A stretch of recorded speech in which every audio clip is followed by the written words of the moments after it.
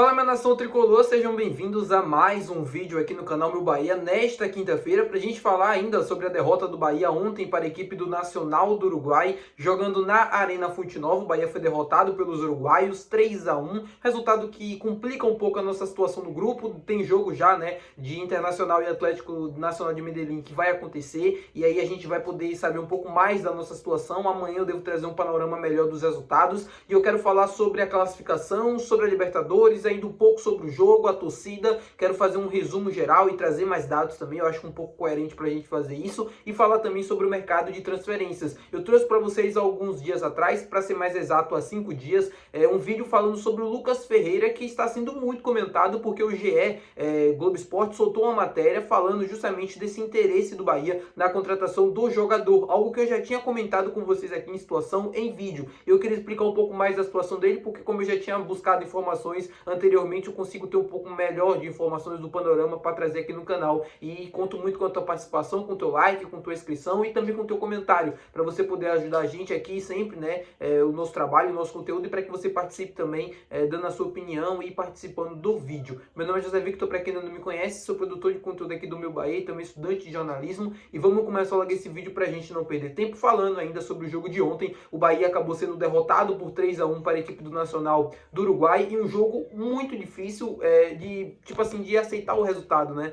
Eu imagino que o torcedor que foi à Fonte Nova tenha saído com esse sentimento. Era um jogo que a gente podia ganhar, era um jogo muito importante para a gente ganhar, mas o Bahia acabou sendo punido pelos seus próprios erros. Os 3 gols que a gente sofreu foram 3 gols de contra-ataque, de erros nossos, erros que não podem acontecer na Libertadores. A gente falava antes da partida do quanto o Bahia era superior, tecnicamente falando, ao time do Nacional do Uruguai. Todo mundo falava sobre isso. O Bahia é superior, vai ganhar por 2, por 3-0. Eu vi gente falando que o Bahia iria golear o Nacional. Eu sempre tentei manter meus pés no chão, até porque a fase não era de goleada, mas não só isso, né? Eu acreditava que o Bahia poderia vencer a partida, teria muitas dificuldades, mas venceria, assim como foi contra o Atlético Nacional de Medellín. Em 3 jogos dentro de casa, era muito importante que o Bahia fizesse no mínimo 7 pontos. E o Bahia acabou apenas fazendo 4 pontos. É uma situação complicada para quem quer classificar. Porque jogando em casa, na Libertadores, você precisa pontuar. E você precisa aproveitar quando tem a oportunidade de praticamente eliminar os seus adversários. Como o Bahia teve ontem com o Nacional. Não conseguiu. Foi punido pelos seus próprios erros. Que erros foram esses?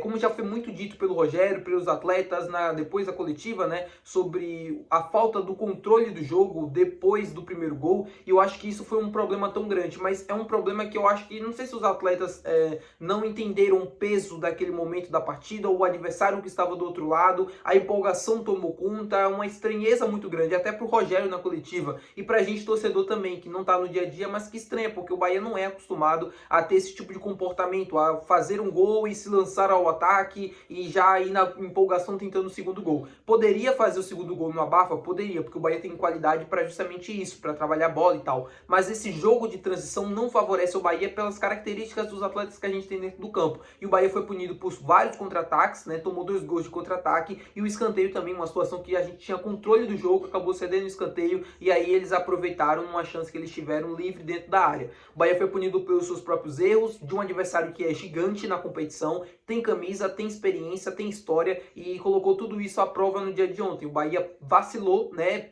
Teve erros que não poderia cometer, mas às vezes você dá sorte do adversário não aproveitar, mas diante de uma grande equipe da história do futebol mundial, você não pode cometer esses erros. Mas o Nacional tem um time tecnicamente falando e tal. 3-1 pro Nacional pra cima do Bahia. Isso mostra completamente aquilo que eu tô falando. Não pode. Libertadores da América é um jogo de praticamente sem erros. E o Rogério é um cara acostumado a Libertadores, a vencer Libertadores, a ganhar jogos importantes. Ele sabe muito bem do que eu tô falando. E deu pra ver um pouco da irritação dele durante a partida, na coletiva, do que esse tipo de coisa não pode acontecer. Mas eu acho que tudo isso é experiência, tudo isso é casca, pra você ir no futuro e amadurecendo, e a torcida também entendeu justamente isso. Foi uma atitude muito bonita depois do jogo e uma sensação de maturidade que eu há muito tempo não via dentro da torcida do Bahia, principalmente nas arquibancadas. A torcida aplaudiu o time e acreditar de uma forma tão grande num sonho, num objetivo, como a gente está nesse ano de 2025. Eu falava sobre isso. A gente vai ter derrotas, a gente vai ter momentos difíceis, a gente vai ter situações complicadas ao longo do caminho, mas o apoio ele é fundamental. A gente não pode largar de mão e a gente precisa continuar apoiando. E eu tenho certeza que a maioria da torcida acredita e está junto com o time nesse caminho de Libertadores, Campeonato Brasileiro, independente das derrotas. Então, muito feliz porque sábado a gente já tem Flamengo, e aí tem Atlético Nacional de Medellín na quarta-feira, domingo já tem Clássico Bavi. Não tem tempo para lamentar, não tem tempo para ficar, mas isso, mas aquilo, já foi, já passou. O jogo do Nacional a gente fecha aqui. O próximo jogo agora é contra o Flamengo e é somente disso que a gente vai falar. E aí a gente precisa dar a volta por cima, competir no Maracanã. Se não conseguir trazer o triunfo, mas precisa competir, precisa entregar minimamente aquilo que a gente sempre vem entregando nos últimos jogos, porque só assim a gente vai chegar num momento confortável quando essa janela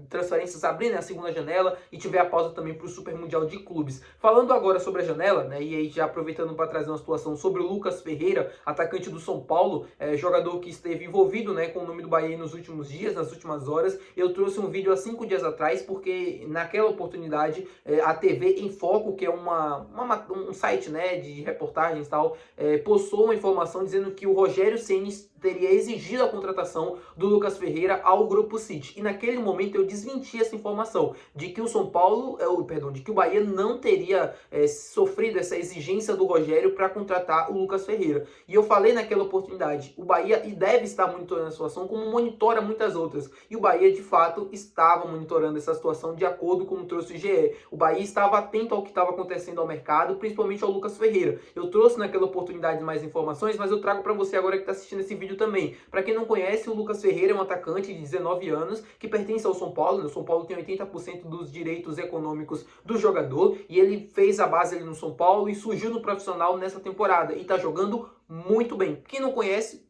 por favor, acompanhe, assista, veja alguns lances, porque o Lucas Ferreira é tudo isso que a gente está falando sim, é um jogador muito diferente, é um cara que tem um futuro muito grande pela frente, não é à toa que já está chamando a atenção de diversos clubes ao redor do futebol brasileiro. Além do Bahia interessado, o Cruzeiro também é o clube mais interessado na contratação do jogador. O Cruzeiro é o clube que procurou a família do atleta, que buscou de fato um contato mais próximo para tentar oferecer um valor que pudesse agradar o staff do jogador, mas o negócio acabou não acontecendo. O São Paulo, junto com o jogador, está muito confiante de que vai conseguir essa renovação de contrato. O Lucas Ferreira tem contrato com o São Paulo até 2028 e tem uma multa, né, para o mercado interno, para o mercado brasileiro, de 40 milhões de reais. Um valor considerado baixo de acordo com o poder, né, de investimento que a maioria hoje dos clubes brasileiros possuem. A mesma coisa tem Bahia, tem Cruzeiro interessado e também tem o Red Bull Bragantino. Todos esses 3 clubes estão interessados na contratação do jogador. E o que deve acontecer nos próximos dias é, se o São Paulo não conseguir chegar a um acordo, né, em renovar esse contrato, Bahia, Cruzeiro e Red Bull Bragantino devem se manifestar, enviarem propostas e tal para tentar convencer o atleta. Lembrando, para liberar, o jogador precisa também aceitar. Não adianta você pagar multa se um jogador querer ir para esses clubes. E o jogador, nesse momento, a vontade dele é permanecer no São Paulo. E isso é uma situação que está acontecendo. Tá bom, meu povo? Muito obrigado por você ter assistido esse vídeo. Se você gostou, não se esquece de deixar o teu gostei, que é muito importante. Também não esquece de se inscrever no nosso canal. Até o próximo vídeo. Valeu, tchau!